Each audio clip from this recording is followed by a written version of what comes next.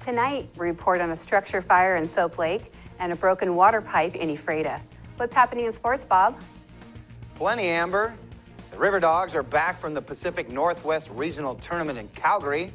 The Apple Sox and Pippins go at it on the Diamond. And the action was fast and furious at the Ephrata Raceway Park Saturday. Let's take a quick peek at our Weather Center forecast. Hello everybody, good to be with you. Finally, all of this unsettled weather exiting our immediate region, but we have additional changes in the forecast. I'll bring you all the details in a few moments. I'm Amber Jenks, and we have all this and much more on iFIBER 1 News. From the iFIBER 1 HD studio here in the heart of the Columbia Basin, this is iFIBER 1 News. Your #1 source for local news, sports headlines, and our very own Weather Center forecast covering the entire Columbia Basin. This is iFIBER 1 News, and it starts now.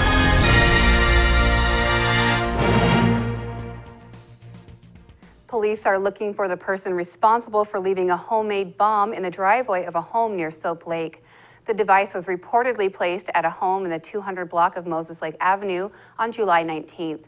According to the Grant County Sheriff's Office on Monday, the device was described as a metal can containing a varnish-like liquid with a tube of lipstick on top. The Richland Bomb Squad responded and the device was destroyed. The Sheriff's Office has not identified a suspect and it's not known if the device would have exploded. Anyone with information can call the Sheriff's Office at 509-762-1160 or send information to crimetips@grantcountywa.gov. Firefighters are investigating a blaze which destroyed 3 buildings in Soap Lake late Sunday night. Reporter Jeff Chu has the details. A fire destroyed 2 garages and a shed late Sunday night in Soap Lake. Soap Lake firefighters responded to a structure fire near a home near Daisy Street and 2nd Avenue Northeast shortly before midnight. Grant County Fire District 7 Chief Kirk Shepard said nobody was injured in the home next to the structures. Cause of the fire is under investigation. Firefighters from Grant County Fire District 7 and 13 and Soap Lake and Ephrata Fire Departments responded. I'm Jeff Chu for iFIBER 1 News. Moses Lake students could have new graduation requirements.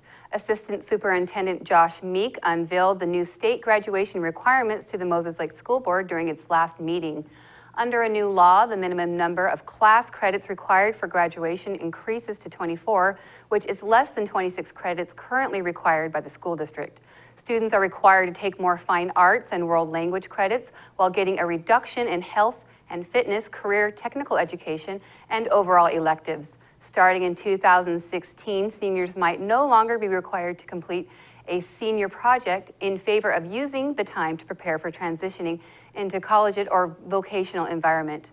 Meek said the district would have to approve eliminating them from the curriculum. A water pipe break in Basin Street in Ephrata sent hundreds of gallons of water into the street Sunday afternoon. Reporter Devin Higgins has the details. Downtown Ephrata got a soggy surprise on Sunday afternoon as a water main ruptured at the corner of Division and Basin Street next to the Bookery Cafe. City Manager Wes Crago said 2 holes, each about the size of a quarter, burst in the 8-inch concrete pipe. The pipe is one of the oldest still in use in the city and runs along the entirety of Basin Street. City crews arrived and isolated the leak, leaving virtually all downtown with water access. Crago said with most businesses closed, the overall impact was minimal. The force of the rupture was enough to separate the asphalt and send hundreds of gallons of water onto Basin Street, causing a traffic delay which lasted several hours while repairs were made. Crago said a stainless steel gasket was fitted to the old pipe to prevent further leaks, but added that the main line is over 40 years old, and with state funding to replace it through the Public Works Trust Fund no longer an option, more leaks can be anticipated in the near future. In Ephrata, Devin Higgins for iFIBER 1 News. Now we take a look at people being sought by law enforcement. This is Sheriff Tom Jones with the Grant County Sheriff's Office. Each of the people you see here have a warrant for their arrest. If you see any of these people, we ask you do not attempt to detain or apprehend them, but call us at 509-762-1160 or send us an email at crimetips@co.grant.wa.us. If the person is presenting a danger, call 911. With your help, we can bring these people to justice and make our community safer. We'll be back right after this. My name is Kat Sanderson, Managing Broker for Pillar Rock Realty Group. We love the Columbia Basin because it's our home, and we want to give back to our community by kicking off our Pay It Forward campaign. If you buy or list with us, we will donate 1% of our total proceeds to a local charity of your choice and in your name. Call us today at 754-4444 or visit pillarrockrealty.com because we are your local real estate experts. Now for your iFIBER 1 News Weather Center forecast. Everybody, good to be with you. I'm Ceci Gutierrez with your local weather report from the One News Weather Center, and it is brought to you by iFIBER 1's Inside Look. Watch it today on iFIBER1.com. Let's begin with a quick look at your headlines across our immediate region. Heat is expected to make a comeback to our immediate area, but in the meantime, overnight tonight, we have that area of low pressure exiting the region, giving way to mostly clear skies overnight tonight. Our temperatures right around seasonable, generally dry weather pattern expected, and even some possible triple-digit temperatures in our extended forecast. Here's a quick look at the temperatures during the past 24 hours in Ephrata.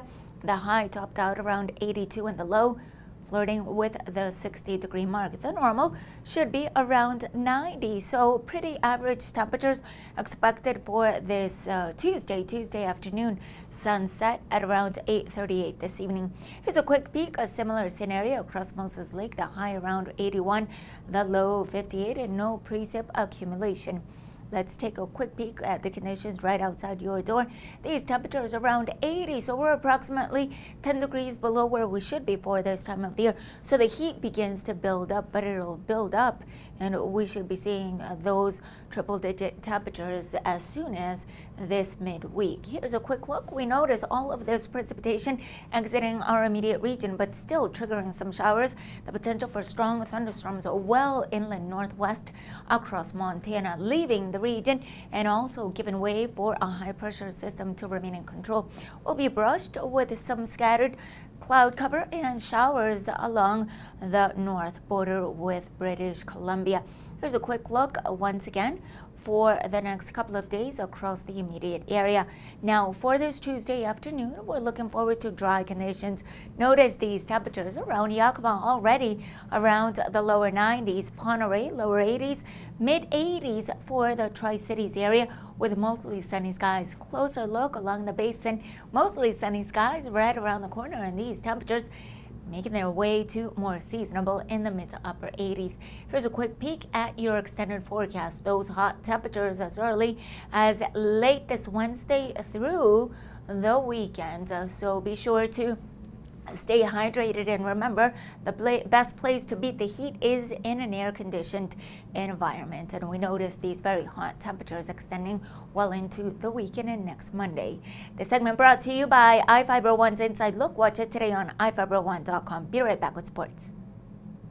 To save some energy, I've used Einstein's mass energy equivalents to design the haptic suits you see in front of you. They will maintain our core body temperature while we completely turn off our heat and air conditioning. With the money we save on our Grant PUD bill, I'll be expecting that trip to Disneyland this year. You don't need to be a super genius to save energy and money. Visit grantpud.org to learn how. The River Dogs are headed to the Senior Babe Ruth World Series in Klamath Falls. The Dogs beat the Spratling Rock Hawks 11-5 in extra innings in the Pacific Northwest Regional Championship game Saturday to qualify for the annual event. The Dogs blew out the competition, going 5-0 at the tourney, scoring 47 runs while giving up just 5. It's the 13th time in the last 20 years the River Dogs will be performing on the big stage.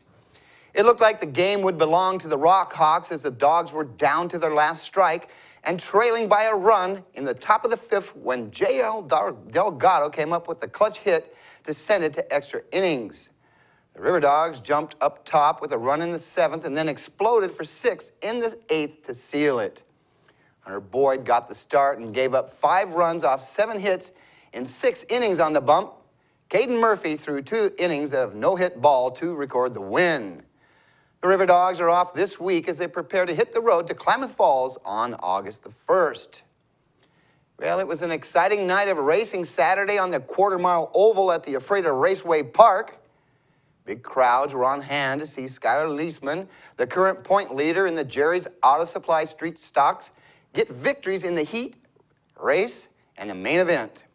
Brad Morrison from Moses Lake took second in the main event, while Junior Minor took third.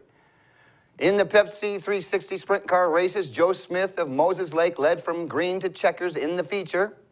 Richard Reeves, a rookie driver from Moses Lake, won the trophy dash and took the second position in the heat and main event.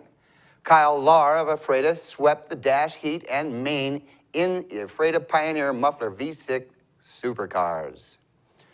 The Pippins rallied late to beat the Apple Sox 3-1 and salvage a one game of their three-game series with Wenatchee. The Apple Sox brought a run across the dish in the bottom of the fourth to break a scoreless contest. 2 runs in the top of the seventh put the Pippins out front. Yakima added an unearned run in the eighth on an error at third base. The Apple Sox hit the road for a 3-game series at Kelowna beginning tomorrow night. Well, in case you missed it, the Mariners pulled off a feat yesterday that hasn't happened on the diamond in 60 years. A 3-6-2-2 triple play. Nobody out, 2 on. Pitch. Fair ball. Takes Trumbo.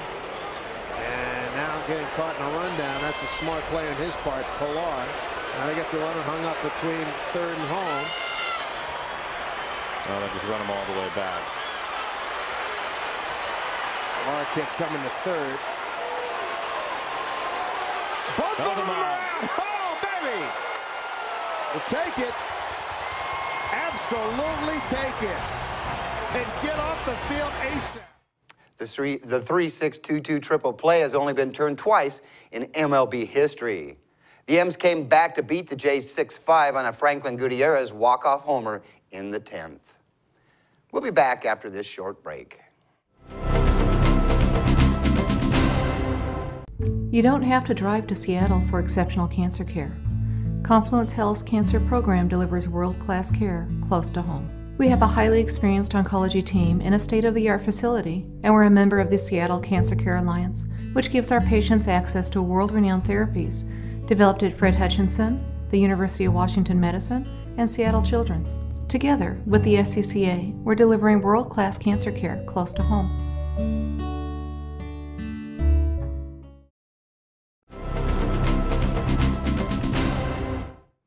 Our spotlight story tonight is about a memorial for a 10-year-old Natasha Hastings, a Moses Lake girl with Down syndrome who died unexpectedly. Reporter Cameron Probert has the story. We are going to miss your sweet little voice. All of the hellos and hi, all over and over again.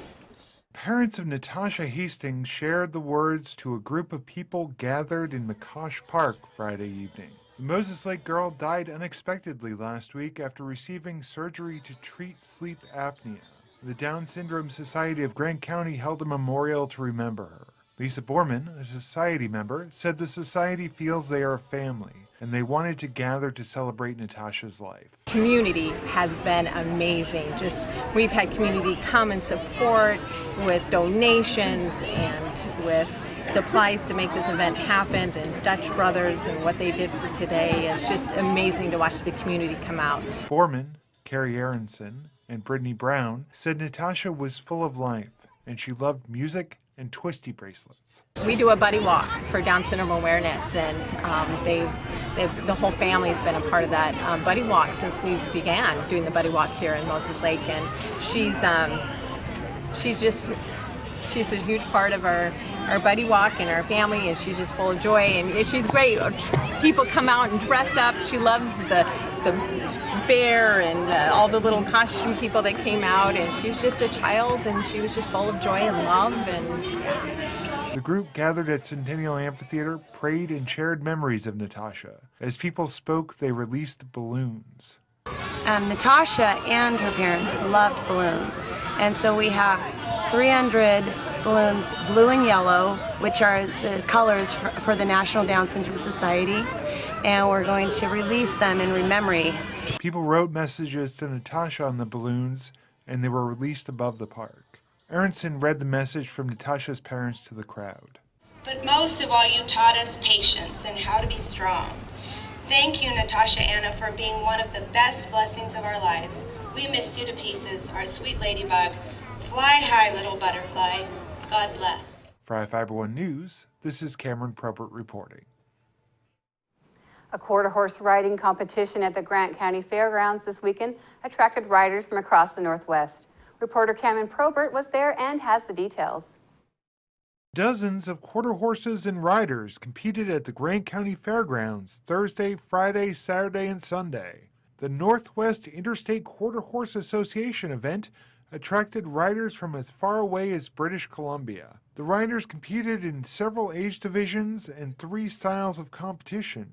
Each style, Western, Trail, or English, is aimed at emulating what a rider would need to accomplish if they were using a horse for a particular task. For example, a rider in a Western competition needs to move the horse as if they were herding cattle, compared to an English competition where the obstacles and speed simulates riding a horse during a hunt. The event attracts riders of different age groups and skill levels. There's different age classes, there's different levels of horse, there's green horse, there's young horses. There's also different degree of adults too. So there's rookies, there's novice, amateur, then you've got your trainers, which is open, as well as select. So you've got your mature over 55.